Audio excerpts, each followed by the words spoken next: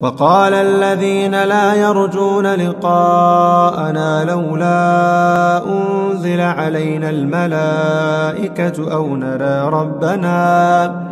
لقد استكبروا في أنفسهم وعتوا عتوا كبيرا يوم يرون الملائكة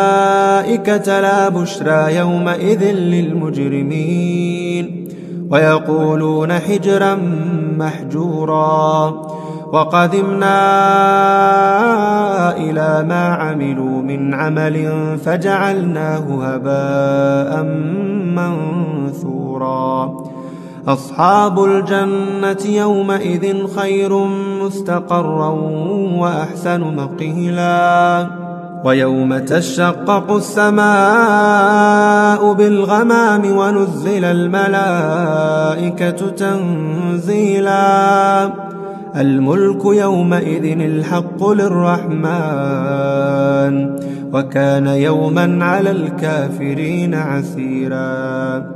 ويوم يعض الظالم على يديه يقول يا ليتني اتخذت مع الرسول سبيلا يا ويلتى ليتني لم اتخذ فلانا خليلا لقد ضلني عن الذكر بعد إذ جاءني وكان الشيطان للإنسان خذولا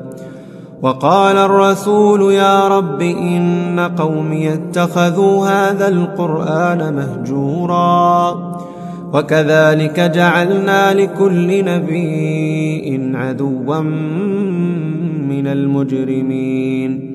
وكفى بربك هاديا ونصيرا وقال الذين كفروا لولا نزل عليه القرآن جملة واحدة كذلك لنثبت به فؤادك ورتلناه ترتيلا ولا ياتونك بمثل إلا جئناك بالحق وأحسن تفسيرا الذين يحشرون على وجوههم إلى جهنم أولئك شر مكانا وأضل سبيلا